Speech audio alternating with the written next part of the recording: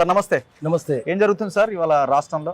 మొత్తం కేసులు, వ్యవహారాలు, ఒకవైపున ఫోన్ ట్యాపింగ్, ఇంకొక వైపున ఇదేంది విద్యుత్ కుంభకోణాలు, దాని మీద విచారణ, ఇంకోవైపున కాళేశ్వరం మీద కమిషన్, దాని మీద విచారణ, ఇంకోవైపు బొగ్గు బ్లాక్ల వేలం, ఇవన్నీ నడుస్తూ ఉన్నాయి. సో జనాలు ఒకవైపున రైతు రుణమాఫీ ఎప్పుడు చేస్తారని రైతులు వెయిట్ చేస్తున్నారు. ఇట్లా ఈక్వేషన్ ఉన్నది. ముందుగా మనం ఈ విద్యుత్ కుంభకోణాల మీద మనం మాట్లాడదాం. ఏం జరుగుతున్నదని అనిపిస్తున్నది మీకు? అన్ని ఈ కేసులు చూస్తుంటే ఎవరినైనా లోపలేసడో లేకపోతే రికవరీ చేసుడో అలాంటి ఈక్వేషన్ ఏమైనా ఉండే అవకాశం ఉందా? వీళ్ళు మళ్ళీ ఏమైనా కాంప్రమైజ్ అవుతారేమో చూడాలి. ఎందుకంటే అసలు పట్టుకుంటారా లేదో తెలుసలేదు. ఎప్పుడు మా దగ్గర అసలు ఫిసల్ గయా, కమ్జోర్ మిల్ గయా, అసలు ఫిసల్ గయా, అసలు తప్పించుకున్నాడు, జారిపోయిండు. అసలు ఫిసల్ గయా, బలహీనుడు దొరికిండు, కమ్జోర్ మిల్ గయా అంటారు. ఎప్పుడైనా జరిగితే ఏ కుంభకోణం మీద పరిశీలన చేసినా కూడా అసలు నుంచి ఎప్పుడు శిక్షలు పడలేదు. ఎందుకు భోపాల్లో పడ్డదా? భోపాల్ గ్యాస్, ఆండర్సన్కి ఒక్కరోజు శిక్ష పడలేదు. అంత పెద్ద ప్రపంచమంతా చూసింది కదా, నివ్వరపోయింది. ప్రపంచంలో ఇంతకంటే పెద్ద పారిశ్రామిక విపత్తు జరగలేదు. అయినా ఏం శిక్ష పడ్డది? లక్షల మంది చచ్చిపోయారు, ఏం జరగలేదు. అందుకని ఎప్పుడైనా అసలు తప్పించుకుంటాడు. పనికిరాని ఏమైనా చిన్న చిన్న పట్టుకుంటారు, మురుకులు తిన్నోని పట్టుకుంటారు. గులాబ్ జాములు గుట్టుక్కున్న మిగిలిన పట్టుకోరు. ఎందుకంటే గులాబ్ జాములలో గుట్టు చప్పుడు కాకుండా తింటాడు, నమ్ముతాడు కదా. కర్రపర నమ్ముతుంటే తెలుస్తుంది. ఎప్పుడైనా అదే జరుగుతుంది. కర్రపర నమ్మేటోడు చిన్నోడు చేగోడులు తిన్నాడు దొరుకుతాడు, గులాబ్ జాములు తిన్నాడు దొరకడు. ఎప్పుడైనా అంతే, ఇప్పుడు కూడా అంతే. ఏముండవు. తర్వాత అందరు కాంప్రమైజ్ కూడా అవుతారు. వాళ్ళు వీళ్ళు కాంప్రమైజ్. నువ్వు ఇన్ని తిన్నావా, నాకు దారి చూపించు, నువ్వు నాకు చెప్పు, నేను కూడా తింటా. లేదా నువ్వు తిన్నాయి నాకు కొంత పంచు, నేను మౌనంగా. పెద్ద పెద్ద కుంభకోణాలు కదా సార్. ఇప్పుడు దగ్గర ఇది ఒక 1000 కోట్ల స్కామ్ అంటున్నారు. ఈ కాళేశ్వరం బరాజుల మీద జరుగుతున్నాయి, అది కూడా 1000 కోట్ల స్కామ్ అంటున్నారు. ఇవన్నీ మరి 1000 కోట్ల స్కామ్లే. 75 ఏళ్ళ నుంచి ఎన్ని స్కాములు జరిగినాయి, ఎవరి శిక్షలు పడ్డాయి చూపించండి. అందరు స్కామ్టర్సే కదా, రాజకీయ నాయకులు అందరూ అదే.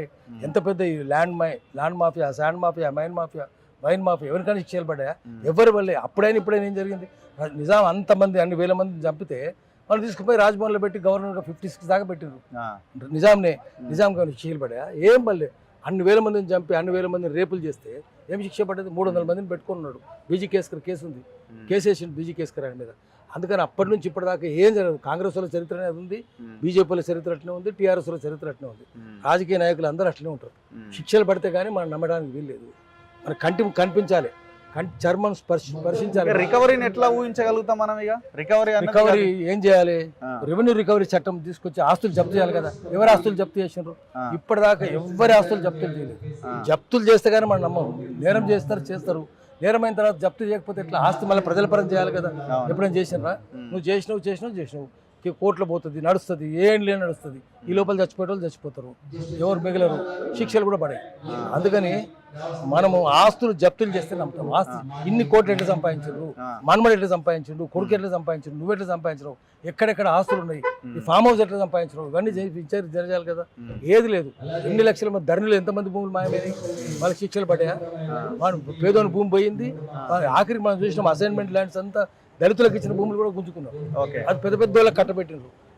ఆఖరికి పోలవరంలో, పోలేపల్లిలో, జడిసెల దగ్గర పోలేపల్లిలో SEZ పెడితే ఎక్కడ SEZ పెట్టినా 9,000 ఎకరం లాక్కున్నారు. ఎదిరించిన వాళ్ళు అందరిని చంపేసినారు. ఉపేందర్ రెడ్డిని చంపారు, బాలస్వామిని కాల్చేతులు కొట్టారు, వెంకటేశ్వరరావు చంపారు, 52 మంది చచ్చిపోయారు. అయినా ఏమైంది? ఎవరికి శిక్షలు పడ్డా? ఆ మందుల కంపెనీ వాళ్ళని తీసుకొచ్చి ఎంపీలను చేసింది. కేసీఆర్ చేసిండు, అక్కడ జగన్ చేసిండు, ఇప్పుడు చంద్రబాబు చేస్తాడు. వాళ్ళ మనుషులే కదా వాళ్ళు, వీళ్ళందరూ. వాళ్ళకేముండే? పేదోనికే శిక్షలు ఉంటాయి, సంపన్నులకి ఏ శిక్షలు ఉంటాయి? ఎందుకంటే ఇది సంపన్న రాజ్యము, దొంగల రాజ్యం, పేదోళ్ళ రాజ్యం కాదు, నిజాయితీ పరుల రాజ్యం కాదు. ఏ పార్టీలు ఊరికే పైకి కనిపిస్తాయి, కండువాలే. మళ్ళీ అన్ని పార్టీలలో వాళ్ళే ఉంటారు, అందరు కలిసే ఉంటారు. లేబుల్ దగ్గర ఒక దగ్గర ఉంటారు. టేబుల్ దగ్గర కూర్చుంటే అందరూ మందు కొడుతుంటారు. అక్కడ అందరు కలిసి పేకాడ దగ్గర కలుస్తారు. పగటి పూట తిట్టుకుంటారు, టీవీల ముందు తిట్టుకుంటారు, కెమెరాల ముందు తిట్టుకుంటారు. రాత్రిపూట ఎవరు లేనప్పుడు లైట్లు ఆఫ్ చేసినప్పుడు కలిసి మందు కొడతారు. అందరు కలిసే ఉంటారు.